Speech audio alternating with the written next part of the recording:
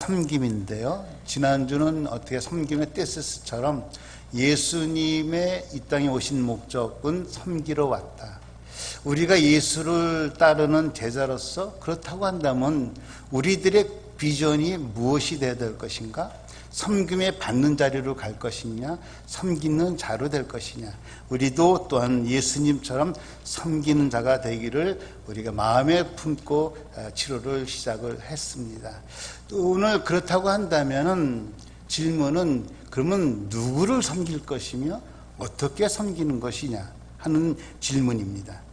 오늘 특별히 본문에 그 답을 주고 있는데요. 오늘 특별히 본문은 여호수아가 나이 많아 이제는 세상을 떠나기 전에 어떻게 보면 12지파 대표들을 세겜에 모아놓고 마지막 유언 같은 윌 같은 유언 같은 이야기를 하고 있습니다. 그 중심의 핵심은 뭐냐? 다른 것이 아니고 여호와만 섬겨라. 따라서 하시겠습니까? 여호와만 섬겨라. 이 여호수아 23장 24절을 통해서 12지파에게 계속 강조한 것이 뭐냐? 너희는 여호와를 섬기라는 거예요. 특별히 우리 15장에 유명한 말씀 있잖아요. 나와 나의 집안은 예수님만 섬기겠다. 나와 나의 집은 여호와만 섬기겠다.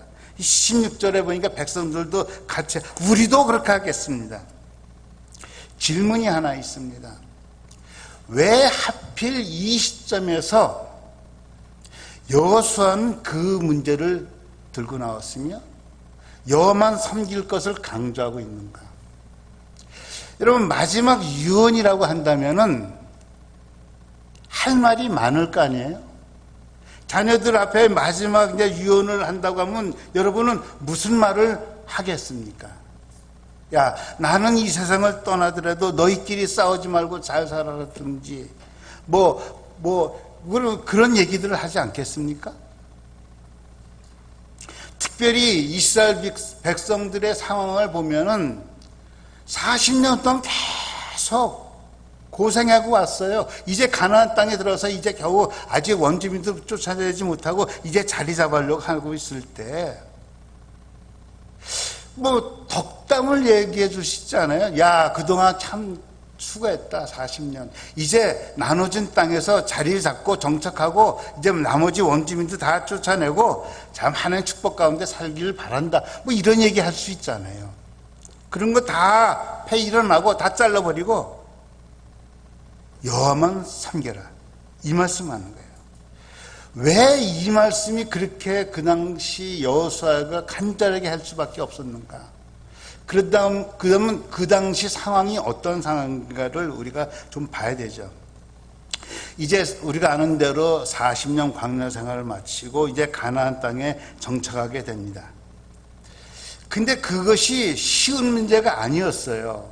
그 당시에는 고대 근동 지방에는 각 신이 있어요. 지역마다 신이 있습니다. 종교적 관념에 보면 각 지역마다 신이 있고 그 지역에 사는 사람들은 그 신을 섬기는 그런 상황이었어요.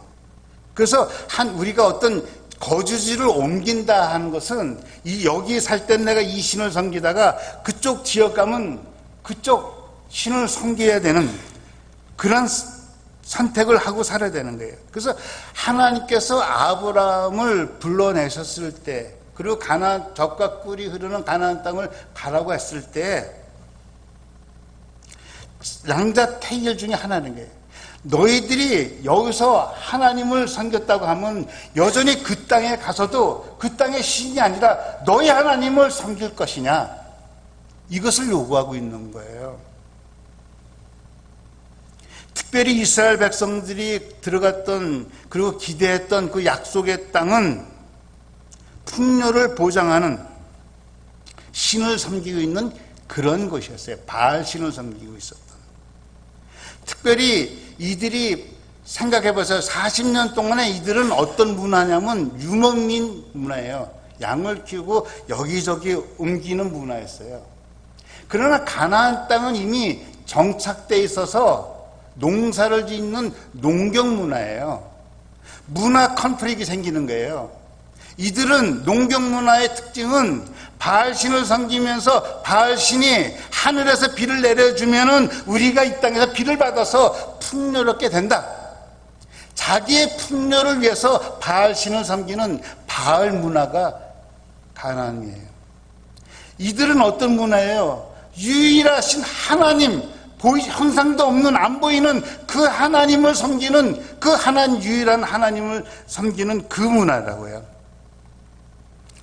하나님을 섬기는 사람이 바알신을 섬기는 그 문화에 들어가서 문화 충돌이 생기기 시작하는 겁니다. 여러분, 우리가 이 땅에서 믿음을 가지고 살아가는 것이 마치 이런 거예요. 우리가 세상에 살아가는 이 세상의 문화는 바알 문화예요. 바알 문화. 바알은 어떤 신이냐? 아까 말씀드렸잖아요. 풍요를 준다고 믿고 있어요. 그래서 바알 신을 섬기는 사람들은 그 바알 신을 섬기는 주체가 누구냐? 바알이 아니고 나예요, 나. 바알이여, 바알이여, 비를 내게 주셔서 내가 잘 살게 해달라는 거예요. 그러나 유대인들은 내가 주체가 아니라 예배드리는, 예배 받으시는 하나님이 주체자가 되는 거예요. 하나님이여, 하나님이여, 나에게 영광을 받으시옵소서. 하나님이여, 하나님이여, 내 자살을 받아주옵소서. 이것이 바알 문화와 우리 하나님을 믿는 믿음과는 다른 거예요. 여러분, 우리가 이 세상에 살아가는 것이 바알 문화 속에 살아요. 다른 요즘 표현으로 그렇게 표현하잖아요. 미 제너레이션. 다 나예요, 나. 바울을 섬겼던 사람들처럼 나에게 복을 달라는 것처럼 내게 은혜 달라고 그러고 내가 잘 되길 원하고 나에게 포커스 맞춰달라는 이 시대예요. 이런 문화 속에서 나는 십자가에 없고 오직 그리스도만이 영광받기를 원합니다. 이런 신앙을 갖고 산다는 것이 보통 결단과 각오가 아니면 안 되는 겁니다. 하나님을 섬기는 그리스도인은 나의 이해와 관계없이 어떤 상황에 상관없이 예수님만 섬기겠다는 믿음을 갖고 살아가는 사람이 저희들인 줄로 믿습니다. 그 고백을 오늘 백성들 앞에서 선포하는 거예요. 여호수아가 24장에 말씀드린 것처럼 12지파를 새기며 모아놓고 계약을 갱신하는데 그 회의의 주제가 뭐냐? 누구를 섬겨야 할 것인가? 누구를 섬겨야 될 것인가? 나는 오직 나와 내 집은 여호와만 섬기겠다. 너희들은 어떡할래? 이 얘기예요, 이 얘기. 여러분, 누구를 섬기겠습니까? 우리가 바알 문화 속에서 다 살아가는데, 다 자기 중심의 세상 속에서 살아가는데, 정말 내가 없어져도, 내가 정말 손해를 봐도, 나의 이해 아무 상관이 없어도 여전히 나는 주님을 사랑하고 섬기겠습니까? 그러실 분만 아멘 하시길 예수 이름으로 축원합니다. 그것이 우리 신앙인 거예요. 그렇다고 한다면은 우리는 하나님을 섬기기로 결심하고 이 자리에 나오신 줄 믿습니다. 우린 바알 신을 섬기거나 다른 신을 섬기지 않고 오직 나와 우리 집은 여호와만 섬기겠노라. 그렇다면 구체적으로 하나님을 섬긴다는 것이 무슨 의미냐는 거예요. 여러분, 보이지 않는 하나님을 어떻게 섬기겠어요?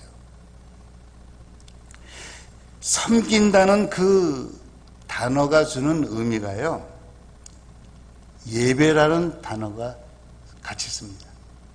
우리가 보이지 않는 하나님을 어떻게 섬기냐? 이 예배가 주님을 섬기는 시간인 줄로 믿습니다, 여러분. 여러분, 가끔 미국 교회 지나가다 보면 그 워십이라고 하고 시간도 있지만은 또 워십 대신에 뭐라고 써요? 서비스. service. 하나님을 섬기는 것이 예배입니다, 여러분. 예배는 하나님을 섬기는 겁니다. 그 단어가 그래요. 예배를 가르치는 그 단어가 라트레오라는 단어인데, 헬라어로 serve라는, to serve, 섬긴다는 거예요. 구약도 마찬가지예요. 구약도 아바드라는 단어를 쓰는데 그것도 역시 serve and worship 이렇게 번역이 되는 거예요. 한마디로 하나님을 우리가 섬기기로 결심했다고 한다면 하나님을 섬기는 구체적인 모습은 뭐냐? 하나님 앞에 예배의 삶에 충실하는 거예요. 예배의 삶을 충실. 우리가 드리는 이 예배는 나의 어떤 이해와 상관이 없고 어떤 내 삶의 지금 조건과 상관이 없이 주님만 섬기기로 했기 때문에 모든 거 다 내려놓고 이 시간에 나와서 주님 앞에 예배 드리는 거예요. 주님을 섬기는 거예요. 할렐루야. 그래서 예배 드리는 이 시간은 우리의 신앙 고백이에요. 어떤 신앙 고백이냐? 하나님, 내가 오늘 살아있는 이유도 하나님의 은혜요. 내가 이 자리에 앉아있는 것도 하나님의 은혜요. 내게 베풀어진 모든 것이 하나님의 은혜인 거로 나는 그 하나님을 섬기기 원합니다. 이것이 우리의 워십의 미닝이에요. 예배의 은혜라고. 내가 오늘 살아가는 것도 오직 하나님의 은혜로 살아갑니다. 하나님의 은혜 없이는 저는 아무것도 아닙니다. 우리 삼선능계는 하나님의 은혜 없으면 아무것도 아닙니다. 우리가 예배 드리는 것이 하나님을 온전히 섬기는 겁니다. 여러분, 하나님 섬기는 것이 예배라고 한다면 예배가 우리의 삶의 중심이 되기를 예수 이름으로 축원합니다. 그렇다고 한다면은 우리가 하나님을 섬기는 이 예배를 정말 하나님께서 기뻐 받으실 예배가 되기 위해서 두 가지가 요구되고 있어요. 하나는 뭐냐? 하나님께서 지금까지 내게 베푸신 하나님의 은혜를 기억하고 나오라. 기억하고 나오라. 여러분, 주일날 예배에 나올 때 아무 생각 없이 그냥 덜렁덜렁 시간 되니까 나오지 마시고 한 주간 내게 베푸신 하나님의 은혜를 기억하고 나오셔야 돼요. 분명히 한 주간을 통해서 힘든 일도 있고 어려운 일도 있었겠지만은 그 속에서 베푸신 하나님의 은혜가 있습니다. 그것을 기억하셔야 돼요. 이것이 오늘 여호수아의 설교의 핵심 중에 하나예요. 하나님께서 우리에게 베푸신 그 일들을 기억하라. 이스라엘아 기억하라. 이스라엘아 들으라. 하나님께서 너희들에게 베푸신 일들을 행하라. 기억하라는 거예요. 여러분, 하나님께서 우리를 통해서 기뻐 받으실 일이 뭘까요? 우리가 뭐 열심히 내서 뭘 하고 뭐 하고 그것도 다 기뻐하지만 제일 기뻐하는 것은 하나님께서 나를 사랑해 주신 그 사랑을 기억하고 있는 거예요. 그 사랑을 기억하고 나오는 거예요. 하나님께서 우리에게 뭘 해달라고 요구한 적 있어요? 없어요. 야, 삼선능교회야, 나를 위해서 큰 성전을 줘라. 요구한 적이 없어요. 하나 있어요. 나를 기억하라. 지금까지 내가 너와 함께 했고 지금까지 내가 너에게 베푸신 그 일들을 기억할 수 없겠냐? 기억해달라는 거예요. 내가 너에게 한 일을 되새겨봐라. 그게 나를 섬기는 것이고 나를 잘 믿는 것이다. 여러분, 신앙이 좋다는 게 뭡니까? 정말 하나님의 은혜를 기억하고 감사하며 살아가는 것이 신앙이 좋은 거예요. 1절부터 13절까지 보면 그런 말씀이 계속 나오잖아요. 이스라엘 백성들의 행했던 일들. 여러분, 예배드리는 이 시간이 바로 하나님의 은혜를 기억하고 감사하는 시간이 되길 예수 이름으로 축원합니다. 2절 3절에도 아브라함을 부르는 사건을 보잖아요. 내가 너 데리고 나왔다. 그것을 기억하겠는가?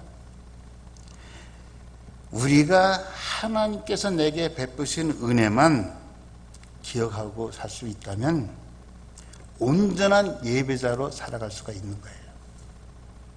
온전한 감사의 신앙으로 살아가게 될 줄로 믿습니다. 그것이 하나님 섬기는 첫 번째 스텝이에요. 무엇을 기억하라? 내게 주신 하나님의 은혜를 기억하자. 아멘. 두 번째는 정말 하나님을 온전히 섬기는 자가 되기 위해서는요, 하나님 섬기는 그 하나님을 내 삶의 최우선순위를 둬야 돼요.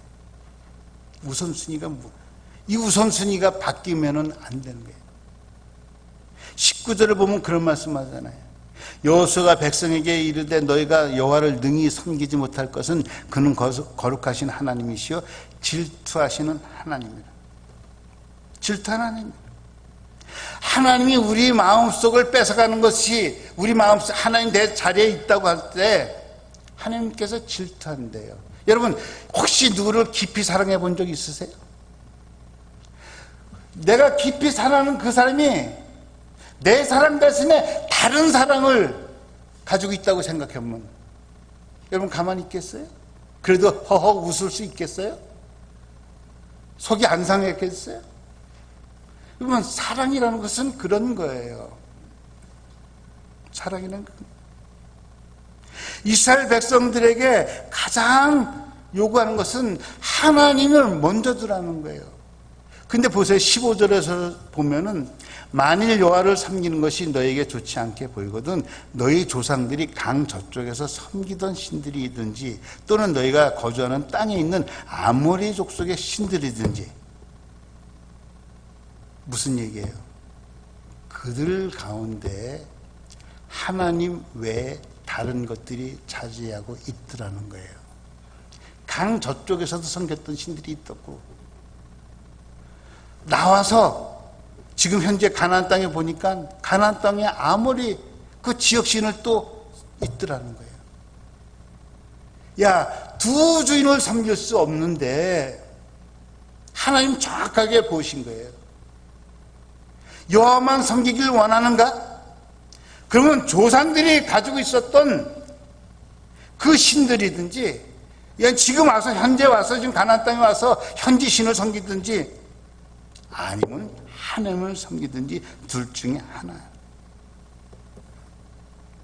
그들은 여전히 하나님의 백성으로서 하나님 섬기겠다고 살아오면서도 여전히 그들의 삶 속에는 환경을 이기지 못해요. 여러분 사람이요 자기가 처한 환경을 이길 수 있는 힘이 없습니다. 환경에 약해요. 환경을 이길 수 있는 유일한 힘은 믿음밖에 없는 거예요. 믿음밖에. 제가 언제 말씀드렸잖아요. 어느 여행 오래전 20년도 넘은 여행을 갔는데 방을 구할 수가 없어서 그냥 스모킹 룸을 어쩔 수 없이 잘 수가 없어서 방이 없어서 스모킹 룸을 들어간 거예요. 막 처음엔 죽겠더라고요. 골치가 아프고 잠을 못 자고 이틀 되니까 구수해지던데. 뭐예요? 환경에 나도 모르게 젖어드는 거예요. 첫 번째 그 문화가 막 거부감이고 막 그러다가 자연스럽게 그 문화가 젖어들더라는 거예요. 여러분 모든 것이 이겨나가려면 자연스럽게 이기는 법은 없어요. 힘쓰고 애씀이 있어야 되는 거예요. 우리가 환경을 이기려고 하는 것은 믿음 외에는 환경을 이길 수 있는 힘이 없습니다. 이미 그들도 환경 속에 젖어 있더라는 거예요. 아모리 신을 섬기고 있었고요. 그 선을 하나님 그거 아시고 나를 섬길래 그것을 섬겨요. 여러분 오늘 하나님께서 우리에게 요구하는 것은 큰 걸 요구하는 게 아니에요. 정말 너희 삶에 하나님을 온전히 섬기기를 고백하고 예배를 드리느냐? 그렇다고 한다면은 너의 삶의 가장 중요한 부분이 누구냐는 거예요. 하나님이냐 아니면 이방신이냐. 아브라함이 이 테스트를 하잖아요. 이삭을 드리라고 그러잖아요. 아브라함이 이삭에게는 정말 눈에 넣어도 안 아픈 아들이에요. 100세 갔으니까. 뭐 10명 중에 한 명도 아니고 2명 중에 한 명도 아니고 딱 한 명이에요.